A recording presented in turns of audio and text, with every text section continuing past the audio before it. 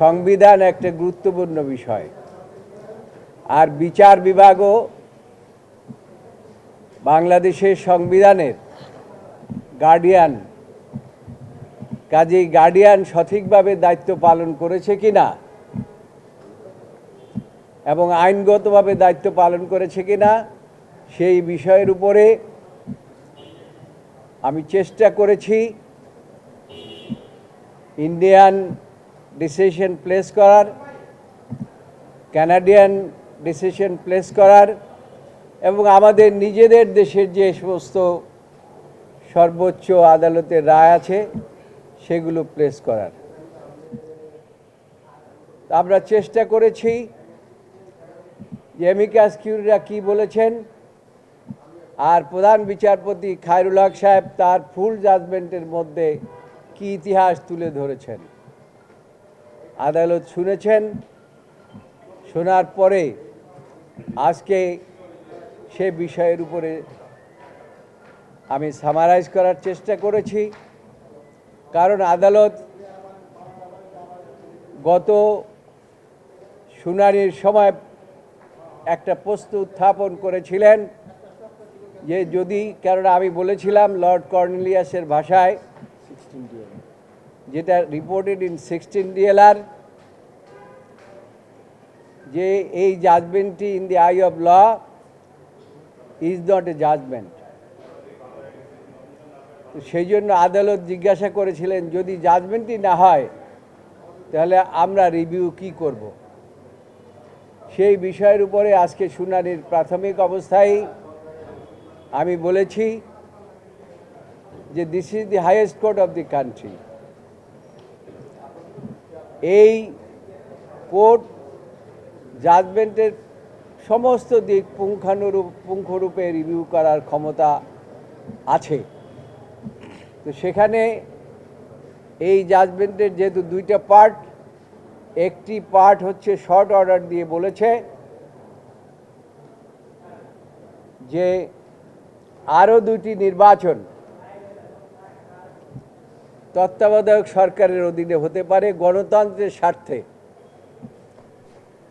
আর সেখানে আরও কিছু অবজারভেশন প্রথমেই দিয়েছেন ওই জাজমেন্টের মধ্যে শর্ট অর্ডারে, যে কোনো বিচারক, কোনো বিচারপতি, কোনো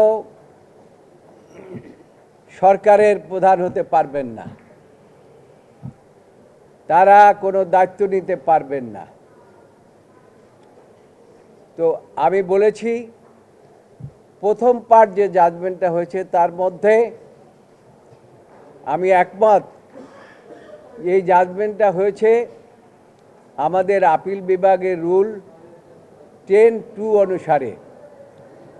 কারণ আপনাদেরকে আগেই বলেছি অর্ডার 10(2) সেখানে বলেছে যে আদালত শুনবেন, শোনার পরে হয় তাৎক্ষণিকভাবে জাজমেন্ট দেবেন অথবা জাজমেন্টের দিন ঘোষণা করবেন, এই মর্মে ওপেন কোর্টে ডিক্লারেশন দেবেন। এই ক্ষেত্রে এই মামলাটি 8 দিন শোনার পরে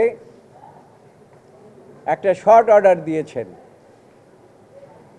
ওই আপিল বিভাগের রুলসেই আছে যদি এই শর্ট অর্ডার বা যে অর্ডারটি ওপেন কোর্টে দিলেন এইটাকে পরিবর্তন করতে হলে আইদার রিভিউ করতে হবে বা যদি এইটার কোনো ক্লারিক্যাল বা অ্যারিথমেটিক্যাল কোনো মিস্টেক থাকে তাহলে পরে কোর্ট সুমোটো করতে পারবে। কিন্তু এই ক্ষেত্রে যখন পূর্ণাঙ্গ জাজমেন্ট দিলেন তখন রিভিউ কোনো পিটিশন আদালতের সামনে ছিল না। রিভিউ আবেদন না থাকা সত্ত্বেও